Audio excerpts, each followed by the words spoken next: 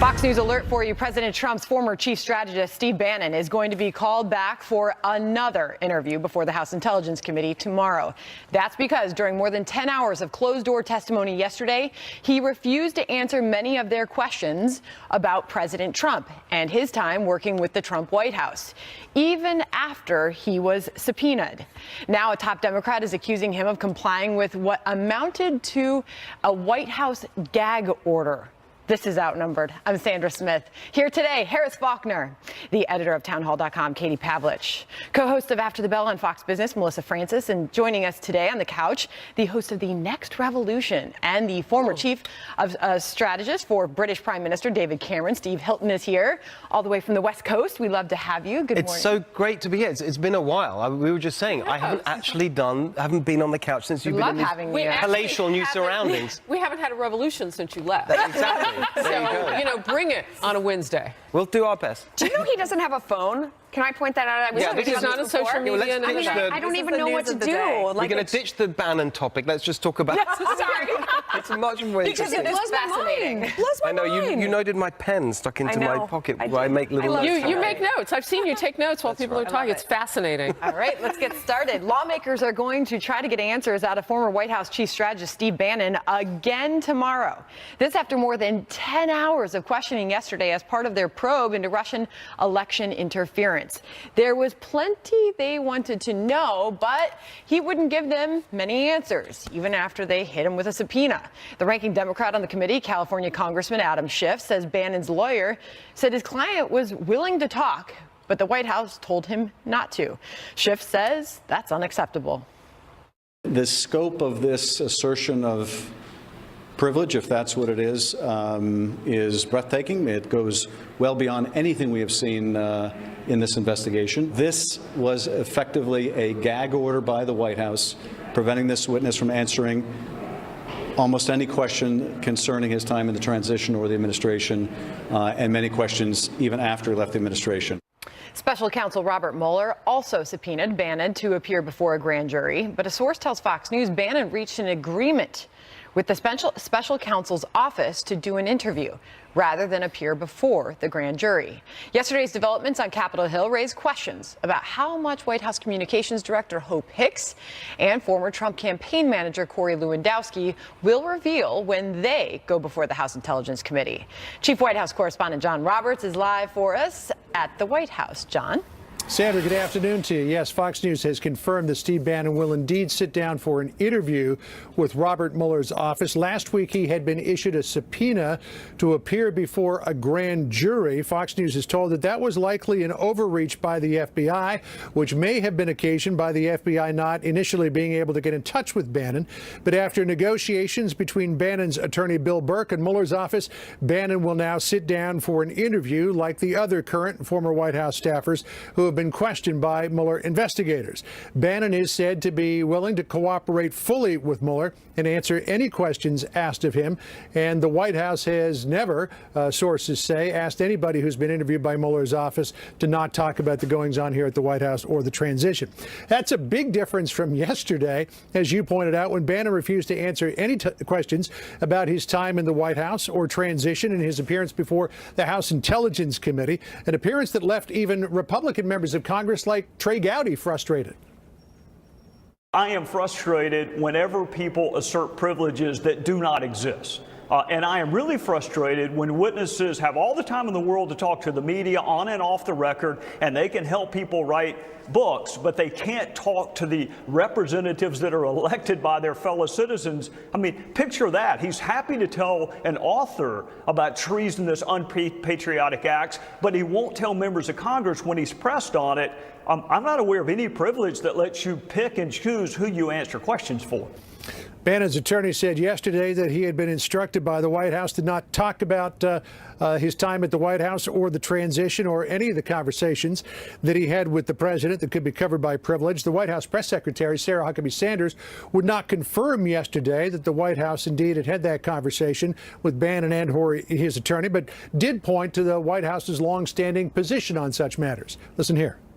There's a statement I'll read. As with all congressional inquiries touching upon the White House, Congress must consult with the White House prior to obtaining confidential material. This is part of a judicially recognized process that goes back decades.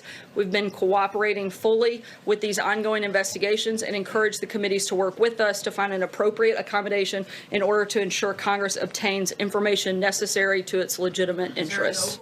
In fact, in terms of a judicially recognized process, that there were many times during the Obama administration that either executive privilege was asserted or they wouldn't talk about certain things. Fast and Furious comes to mind, and this White House is still, operating by those judicially recognized principles. That said, though, we will hear probably, we will not, but the Mueller's office will hear a lot more from Steve Bannon than the Intelligence Committee did yesterday, or is likely to today. And Sandra, tell Steve I love his new suit jacket. I'll do that. John Roberts, thank you. And his jeans. A lovely suit jacket that is. That is your standard uniform, though. Yeah, no, but in the daytime, I make an effort. When I'm hosting my own show, I go all. Oh, so you only show up like this when it's somebody else's show. That's basically the deal. Yeah. And it's 13 degrees outside. So can we get to what was? Well, first of all, Trey Gowdy makes a very good point. Yes. Steve Bannon can talk to someone all day long about writing a book, but then White House says when it comes to talking to the House Intel Committee, no, don't talk. No, I totally agree with that. I think that's a fair point. We all felt that when we were watching him, and I think that Steve Bannon must be regretting, every hour of every day talking so openly to Michael Wolff on that book. It's caused him no end of problems. But honestly, watching that I had a couple of equally intense emotional reactions. First of all, I am so sick of Adam Schiff. He is just so pompous, the way he comes out day after day, grandstanding on this. He's clearly decided that this is the way to build his political career. And I'm just sick of hearing him lecture the rest of us on all this stuff. And I'm also sick of the whole story, frankly, because it seems to me that you get into the weeds of this story day after day after day. It's a story about itself. Yeah. It's not about anything real and important in the real world anymore. Let me take the other side of that, though. Okay, so the president is saying he got burned once on Bannon out there flapping his gums, so he doesn't want it to happen again. And he's saying, look, I have the right to have discussions, frank discussions with my aides. And if I'm thinking they're going to walk out and say something all the time, that I'm not going to have frank discussions, then why do I even have aides? This is the other side. I'm not saying that's my opinion. I'm putting the other side of the argument out there. I think it's fine for the White House to call Steve Bannon and say, we're happy with you talking about what happened during the campaign, but when it comes to what happened after the campaign, we'd prefer that we keep that between the White House and you, because the entire purpose, allegedly, of this investigation on Capitol Hill and of the special counsel, we've been over this a million times, is to talk about collusion during the campaign. So why is it that lawmakers on Capitol Hill, especially Adam Schiff, who has political, goals here, in addition to, what he says is finding the truth, why do they want to know all the details about the transition when it actually doesn't have anything to do with the initial purpose of the investigation? Well, I think another reason why the White House is probably wise to do this, and certainly within their bounds to do this, is because Steve Bannon was talking in the book about things that he didn't have direct knowledge of. And so I don't know how much more of that you necessarily need on the record. He wasn't at those meetings. Corey Lewandowski told me that yesterday. There were certain things that he just simply wasn't present for. So when you use a word like treasonous, it's coming not from a place of having been there or knowing, it's coming from more opinion. I think the White House has every right to protect itself from transition and current White House staff. Perhaps this changes the story a bit. And Steve, listen closely. This is the AP reporting, according to people familiar with this closed door session, that Steve Bannon's attorney was in real time relaying questions to the White House during this House Intel interview with Steve Bannon. Bannon's attorney was asking the White House counsel's office, the AP reports, by phone whether his client could answer the questions he was being given. Again, in real time. Your thoughts? That is an amazing way to run one of these hearings, and no wonder people came out of that thinking, we haven't really seen anything like this before. And both sides, Republicans and Democrats, got annoyed. I can understand that, but I just come back to the sort of fundamental point here, which is to what end is all this being pursued? What's really going on here? I don't think there's a single person including Adam Schiff, frankly, who really believes in the starting point of all this, which is that somehow the Trump campaign conspired with the Russians to win the election. I don't think anyone really believes that. Now, along the way, there may have been missteps and cover-ups and so on, but the fundamental point is just completely been lost because no one really believes in it. Well, I don't know how, I would want to get some legal counsel on whether or not it's not okay for attorney to talk to attorney in real time. Is it a measure of technology? I mean, certainly it wasn't open to the public, but how is that any different than things Interesting necessarily... you should say that, because the reporting does, to your point, it's unclear, the AP is reporting who Bannon's attorney was communicating in real time inside the White House, who that was, or whether it was the top White House lawyer, Don McCann, of course. Attorney to attorney. And another important aspect to that, and this gets interesting, is that, of course, Burke is also, Bannon's lawyer, is also representing McCann, the top White House lawyer, in special counsel Robert Mueller's investigation, we should point out. Yeah, I mean, it's all tied together. And the bottom line is the only investigation that really matters is Robert Mueller's investigation. Yes. Steve Bannon's going to sit down with him after having been asked to go in front of a grand jury. And Robert Mueller's the one who's handing down indictments, not the House Intelligence Committee. So that's the person he's really going to have to worry about. All right. By the way, Melissa, did you see what Sandra just did there with the phone? I couldn't have done that. Yeah, that's because you don't own a phone. They do have their uses. You don't I give own you a phone. that. That was very That's why you don't know how to use it. Steve held. You got to have one to use one. All right. On the same day, the president said he would release his, quote, fake media awards. Republican Jeff Flake taking to the Senate floor this morning to blast the president over his relationship with the press. We are awaiting any new reaction from the White House. Plus, prominent Democrats threatening to shut down the government if they don't get an immediate deal to protect those so-called dreamers. Republicans saying it's ridiculous to put this single issue and artificial deadlines above all else. It makes no sense for Democrats to try and bring us to a shutdown. So I think cool heads hopefully will prevail on this thing.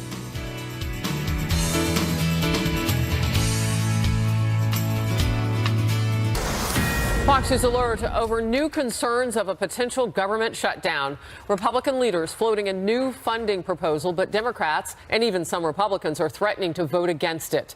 For Democrats, the sticking point is a deal for the so-called dreamers. They want permanent protections for illegal immigrants brought to the United States illegally as children. But they won't agree to the president's demands for stronger immigration controls. The president is standing firm. He tweeted this. New report from DOJ and DHS shows that nearly 3 in 4 individuals convicted of terrorism-related charges are foreign-born. We have submitted to Congress a list of resources and reforms. We need to keep America safe, including moving away from a random chain migration and lottery system to one that is merit-based. Chief of Staff John Kelly met with the Congressional Hispanic Caucus just a little while ago, a sign the White House is still working with Democrats. House Speaker Paul Ryan saying that rushing a dreamers deal is not the way to go. He says the country needs a long-term solution. These are talks that are occurring in earnest. We want to fix DACA. We want to fix DACA in a balanced way so that we don't have the same problem down the road. That's just pure common sense. That means a DACA solution that involves the security measures that make sure that we don't have another DACA problem down the road. Democrats want a deal right now. Question is, if they don't get it, are they willing to see the government shut down on Friday? There is no reason that any short-term deal should exclude the dreamers. We have a moral principle at stake with the dreamers. These young people were brought here as infants, as young children, no choice of their own, and we need to keep our promises as a great nation. Meanwhile, Speaker Ryan unveiled a stopgap spending bill last night that extends funding for the government through February 16th. So we're going to do this like week by week. I love it. It delays several Obamacare taxes and extends the child health insurance program's funding for 6 years. It does not include protections for dreamers. Now, what's interesting about that, Melissa, is that chip, that health insurance for children. 6 years that's a big nugget, and Democrats have said that that was a deal breaker too. So that's not just kicking the can down the road. That substantively deals with that particular issue.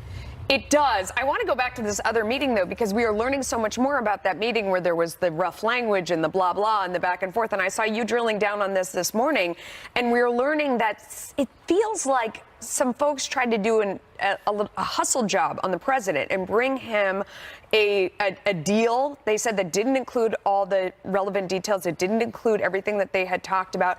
And if you look at some of what was in there, it was very strong on fixing DACA and immigration and very light on doing anything around the border. And you're getting the sense that maybe that strong language was around the fact that they brought him something and said, you said you'd sign anything, and here's something from everyone. And he looked at it and he goes, wait a second, this isn't something from everyone. And that wasn't just Democrats, hustle. That was Lindsey Graham. Lindsey Graham too. Working with Dick Durbin, who's the one who blew up the whole meeting in the first place, and all the goodwill that had happened by going out after a meeting that was behind closed and then they doors tried to make it about language. and talking about the language for a week. I mean, that's disingenuous, right? Yep. So this is new, and I mentioned that meeting with the members of the Hispanic caucus. Representative Grijalva and also Senator Menendez of New Jersey have just come out of that meeting and talked with our producer. Grijalva says, and that's a Democrat from Arizona, I leave the meeting with not a great deal of optimism. I think it was a rehash of previous discussions with General Kelly, Chief of Staff of the White House, in terms of, he said, it's mainly Congress's problem to get this solved. Steve?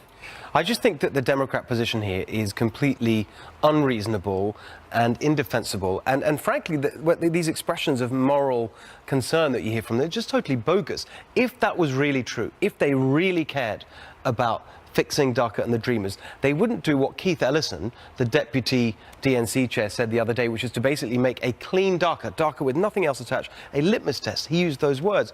And if they really cared about the plight of these people, that I think we all agree with the plight, they would do this deal. But we it's saw that perfectly in the reasonable. meeting, that 55-minute epic meeting that we all got to watch and peel back the curtain on.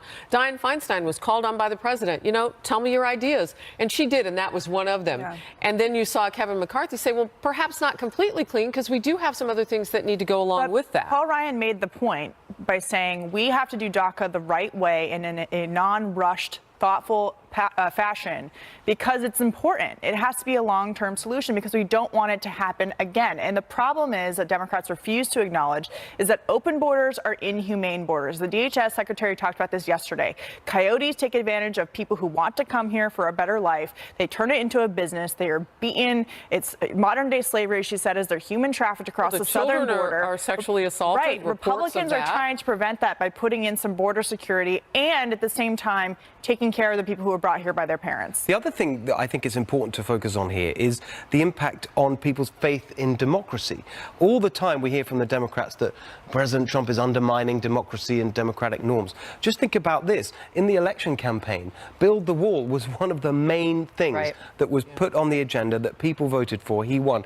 If after all this, such a simple, clear promise is not actually delivered, and it will really undermine people's faith in the whole system. The risk with our country as it pertains to the military.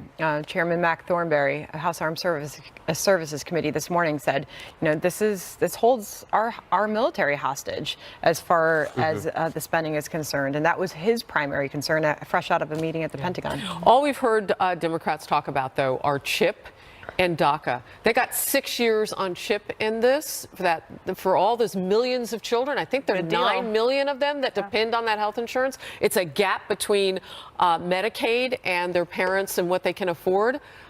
Democrats are getting 6 years on a CR, on a continuing resolution. I don't know how they explain that to their base, if you will, if they don't at least entertain the idea of signing this. Let's move on. The president says today is the day he will name the winners of his fake news awards. Whether he should be intensifying the battle or if he is just giving as good as he gets from the press. And reporters are grilling the White House doctor about the president's health with some questions, and some are more important than others. We'll talk about it all. Stay close. Does the president wear dentures? Sometimes it sounds like he has the sniffles when he's talking. Like, does he have any allergies or anything like that? Is he limited to one scoop of ice cream now? Everybody for being here. Mr. President, did you say that you want more people to come in from Norway? Did you say that you wanted more people to come in from Norway? Is that true, Mr. President? Thank you very much. I want them to come in from everywhere. Thank you very much, everybody. Just Caucasian or white countries, sir, or do you want people to come in from other parts of the world where there are people of color? Thank you. Jim, thank you. Thanks, everyone. Mr. President, That was President Trump and CNN's Jim Acosta at the White House yesterday after Acosta was badgering the president with some racially charged questions. Today, President Trump is set to announce his Fake News Awards, though it isn't clear exactly when or how that's actually going to take place. To coincide with the announcement, Republican Senator Jeff Flake of Arizona took to the Senate floor today to give a speech criticizing Mr. Trump for his attacks on the media. The enemy of the people was how the President of the United States called the free press in 2017. Mr. President, it is a testament to the condition of our democracy that our own president uses words infamously spoken by Joseph Stalin to describe his enemies. The president has it precisely backward. Despotism is the enemy of the people. When a figure in power reflexively calls any press that doesn't suit him fake news, it is that person who should be the figure of suspicion, not the press. Arizona Senator John McCain also wrote an op-ed in the Washington Post calling on the president to stop attacking the press. But White House Press Secretary Sarah Sanders suggests the media is not fair when it comes to covering Mr. Trump. I think it's disgraceful the way that this president is treated. If he was anybody else, the media would be going on and on trumpeting his successes. We have the best economy we've had in decades. People are back at work. Things are going well for America. And we have a president that is putting our country first. And I think that's something that should be celebrated, not mocked, not laughed at, and certainly not attacked every second of every day. According to an analysis by the Media Research Center, the three major networks' coverage of President Trump during his first year in office was 90% negative. Steve Hilton is on the couch. Gosh, there's a lot to say about it. First of all, let's get to Jeff Flake. I mean, he is just pandering to the establishment, the elite. I don't know what his plans are after he leaves the Senate, but he is just so pompous. He's everything that people hate about politics and why people voted for Trump. To say that criticizing media coverage is the same as despotism and Stalin is so absurd and over the top. The president is not trying to close down the press, he's just fighting back, and a good job too, because for years, decades probably, you've had Republicans of all kinds right across the spectrum, not just populist Republicans like President Trump, but what today would describe as mainstream establishment Republicans, completely dismissed and derided by the media, and they've never fought back. So rewind to that moment there in the White House, Melissa, because you seemed like you enjoyed that. Jim Acosta kept firing off questions. The president says, out. I am glad that people got to see that whole exchange because they get to see when someone wants to be the story instead of reporting the story, which is what Jim Acosta on CNN is all about. And you can say his first question, did you say that you want more people to come from Norway? Did you say you wanted more? Is that true? Fair question. He says, I want them to come from everywhere. Thank you very much, everybody. Then Acosta follows up with a invented question that has nothing to do with anything that he made up that was already answered. Right. So just Caucasian and white countries, sir, or do you want people from other parts of the world? He already said everywhere. People of color. And at that point, Trump is like, you're kidding, right? The president, out.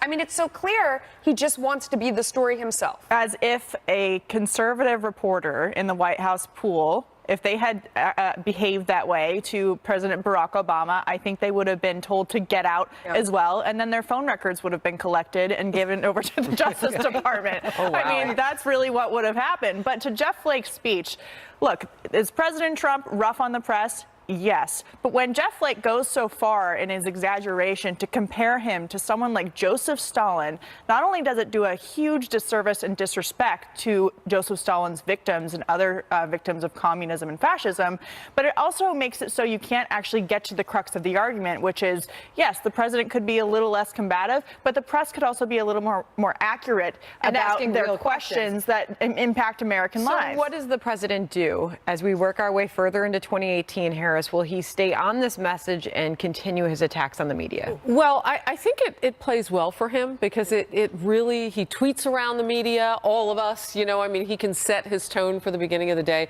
But I want to concentrate for just a second on Senator Flake, because the president doesn't have to really do anything about him. He's already said he's exiting. So he's dropping little cow patties on the floor of the Senate, and then he's just going to let him steam and walk on out. And why do I put it that way? Because if you really want to go mano a mano, then stand there and stay in the fight. Right.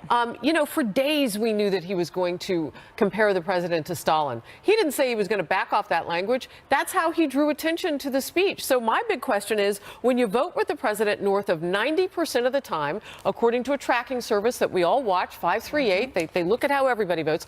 When you vote in concert with the president, yet you want to make your name as somebody who's opposite of him, then stick around and stay in the fight and really fight what you believe in. I don't know from that speech what he necessarily believes in about this president. I just know that he's got a bone to pick publicly, and he's going to make his name doing that. And he's going to take time in the Senate floor to do that. While he can. Exactly. Yeah. And just Time is like with limited. so much of the elite criticism of this president, it's all about the tone and the language and the style. On the substance, as you said, half of these critics actually agree, but the real point for the president to focus on, as I think he is doing, is deliver real results, especially for the working Americans that put him in And he can office. count on Flake to help him do that, because he votes just That's like right. the president most of the time.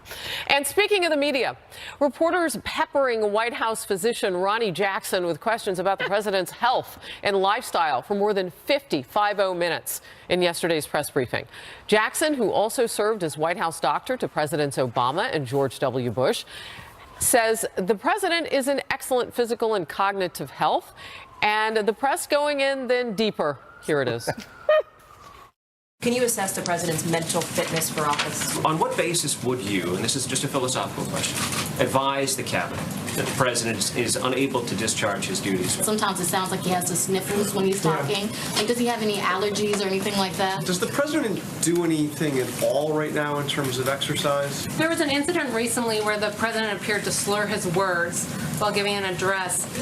Did you look into what the cause of that might have been at all? Is there anything you're keeping from us for privacy reasons? Did you do a Hep C test? Do you have any concerns about the president's use of Twitter? Are you ruling out things like early onset Alzheimer's? Are you looking at dementia-like symptoms? What specifically is he eating? Is he eating lots of chicken and fishes and white meat? Did you address drug addiction? Some of the president's friends have told reporters in the past that they think he's a germaphobe. When the president has colonoscopy at the next physical, will he be sedated? Does he watch too much TV? Would you recommend him to try to get more sleep? Was there anything that the president or anyone else specifically said for you not to mention today? Does the president wear dentures? Explain to me how a guy who eats McDonald's and fried chicken and all those Diet Cokes and who never exercises is in as good a shape as you say he's in. Is he limited to one scoop of ice cream now? Okay, so first of all, I live like 2 blocks from a McDonald's, and their salads are delicious. Don't you dare malign McDonald's. I don't 'cause think there's the some good president's stuff there. getting salads there. Look, not to make this about Jim Acosta. I guess there was another reporter who said it too. But Jim in a different Acosta way. always makes it But I about didn't know Jim that Acosta. reporter's name. That So was my question ridiculous. is, you want the person standing at the lectern to break HIPAA laws and tell you something that you When were you're told holding back. not to repeat that was private to Jim Acosta. But you know what this is? Sorry to get. Wow, he's rolling like a baller. In a way, it so reminds me weirdly of the whole Russia thing, because they can't believe what they're being. It's got to be true that the president is crazy and unfit, because that's the story they've told themselves. So they keep going on because But why they do they can't think believe. they're going to get private details It's from the same the with doctor? Russia. There's got to be a reason that he won the election, because he couldn't have done it on his own merits. It has to be Russia. Can It's the I same ask you a thing. question, Melissa? Yeah. Where are we so afield that these words don't give you some, I don't know, peace? The president is healthy. Oh no! You have people who wouldn't mind at all if he keeled over tomorrow, don't asking say that. if he should be eating more chicken and fish and wondering about his salads. I mean, it's incredible. All I can say is the press got trolled. Oh, it has for 50 minutes. Trolled. I mean, he didn't. He said, "Look, we're going to leave the doctor out there as long as possible." They made total. I don't. To your point, idiots you gotta of pick a themselves. different- you gotta pick a different word Jack this week. something But you of bring themselves up a sitting really out good there. point. Oh my The White goodness. House did tell that, because some people say, why didn't the doctors just say perfect health? Because they got everything's great, cognitive test. Because the president asked him to go out and detail Correct. every single so thing. the strategy was strong, right? Yes. I mean, in addition to the president volunteering for the cognitive test, which, you know, What are the reporters going to say to that? And kudos to Rachel McAtee for that montage, because that was amazing. If you missed it, if you actually missed Our senior producer was on I watched every minute of it live. It was delicious. It was. Delicious. That's delicious. Saturday Night Live quality. And they're I don't still know, someone talking might about it spin off today. of They're that. still questioning Idiots. today whether the doctor who, by the way, treated President Obama missed Dentures? anything. Are you sure he doesn't have an early onset of Alzheimer's? borderline obese. Right, and I'm sorry. I know that this is the most important person in the country. Right. But so when we start earnest. talking about colonoscopies, I'm out. Like, I don't need to know Katie, about that. You We're and out. I can both Nope, attest done. to this for having the coverage that we have done over the years, and that is that, yeah, the press corps will ask questions of each doctor of whatever. But this was 50 minutes. TMI. This was 5-0. This was its own exam. They were so disappointed, Steve. They were so upset. so And the earnestness, does he eat enough chicken? And, you know, like... Is it fried Oh my chicken? gosh. Of course I eat enough chicken. Somebody asked also, is he addicted to drugs? And the doctor's response was, he's not addicted to anything. He doesn't Again, drink, I he just want to doesn't know where smoke. we have gone that these words don't give you peace. The president is healthy, right? I don't know. We'll move on. A possible new twist in the investigations into the infamous anti-Trump dossier. The reported ties between the Obama administration and the former spy, the British spy, who helped put the dossier together. The new questions this raises. Stay close.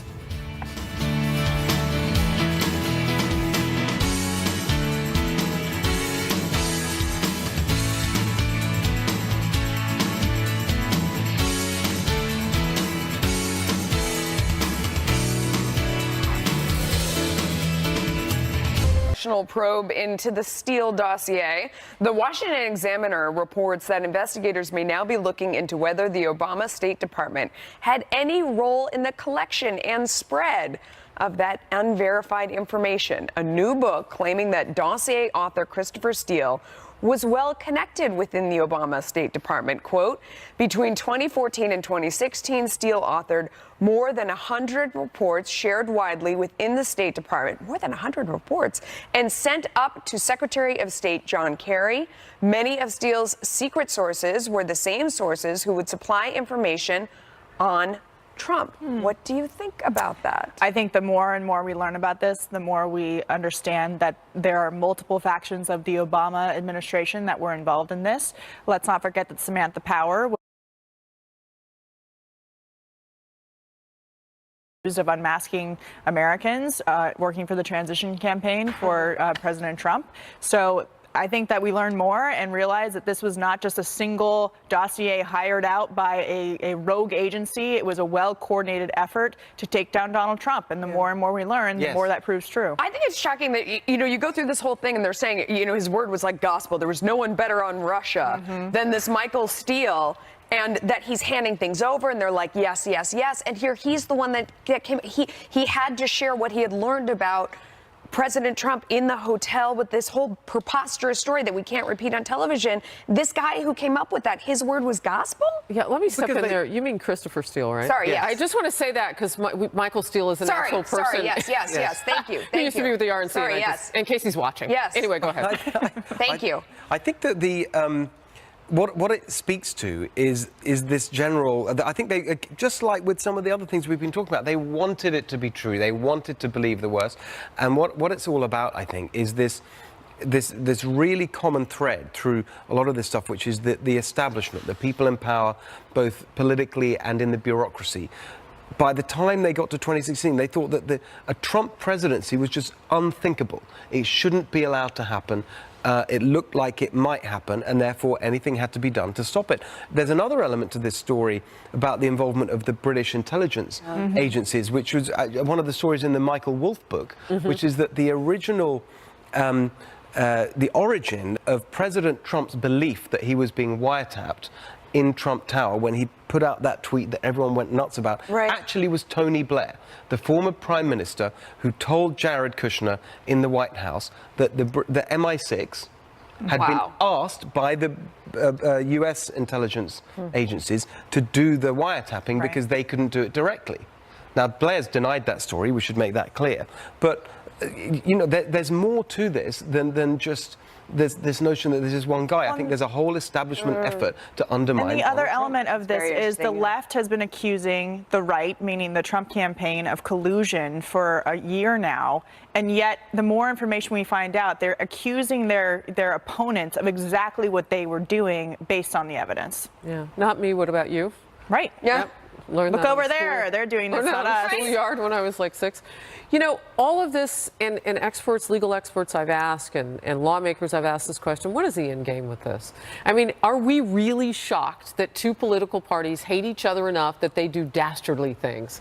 And I haven't heard that word dastardly since like Yeah, but Geraldo it's more Rivera than used it. political. But seriously, are we shocked? So what is the end game? Is there something that criminally that can be gone after? I ask this because I think the American people probably get that these political parties hate each other enough for that. But really, if someone was willing to do all of the things on this one political side against another, what can we do? But this is worse than that, because this is not just political. This is the involvement of the bureaucracy, which is supposed to be impartial. This is not running negative ads and so on, or digging up dirt in order to use. This is bias at an agency. Is getting the whole of the government machine involved, weaponizing the government on one side of an election. That's not okay. What should be the penalty for that? Jail. Right? I mean, if you are wiretapping your opponent, if you are using the government as your own tool, I mean, that's the demise of our whole democracy. Yes. All right, they're telling me we have to go. Politico reporting the DNC is on the verge of complete collapse following accusations of election rigging during the 2016 primary between Hillary Clinton and Bernie Sanders. Whether the Dems can regain voters' trust in time for the midterms.